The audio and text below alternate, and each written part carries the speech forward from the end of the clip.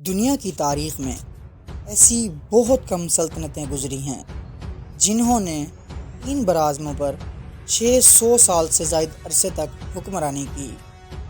ایک ایسی سلطنت جس کا رعب یورپ کے ایوانوں کو لرزا دیتا تھا اور جس کے سائے میں عالم اسلام متحد تھا۔ یہ کہانی ہے سلطنت عثمانیہ کی، ایک چھوٹے سے قبیلے کے سردار عثمان غازی سے شروع ہونے والا سفر جو ایک عظیم الشان عالمی طاقت پر ختم ہوا۔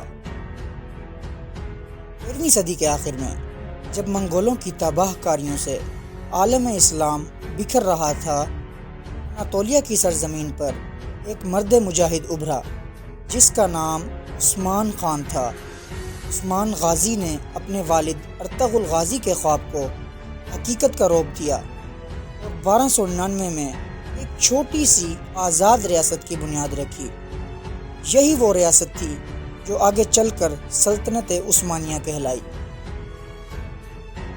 تاریخ کا وہ موڑ 1453 میں آیا جب صرف ایک 21 سالہ سلطان محمد فاتح نے وہ کر دکھایا جسے دنیا ناممکن سمجھتی تھی۔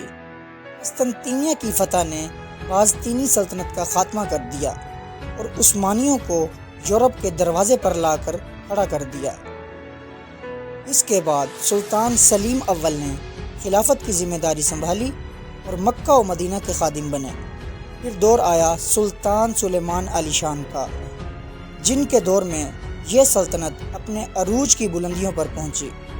قانون سازی ہو، فن تعمیر ہو یا بحری طاقت، عثمانیوں کا کوئی ثانی نہ تھا۔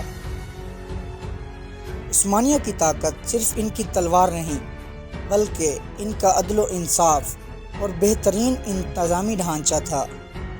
ان کی فوج ینیچری اس وقت دنیا کی سب سے منظم اور جدید ترین فورس تھی۔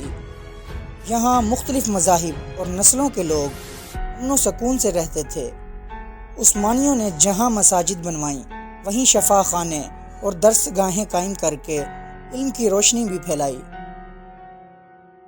لیکن سورج جب اپنے عروج پر پہنچتا ہے تو اس کا ڈھلنا بھی لازم ہوتا ہے۔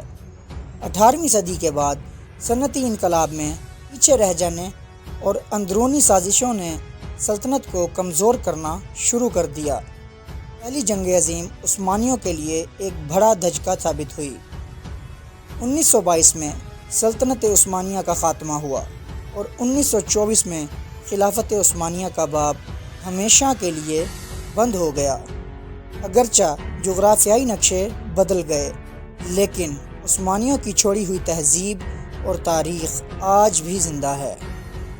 سلطنت عثمانیہ کی داستان ہمیں یاد دلاتی ہے کہ طاقت اور اقتدار اللہ کی دین ہے، جو نیک نیتی اور محنت سے ملتا ہے اور نااہلی و غفلت سے چھن جاتا ہے۔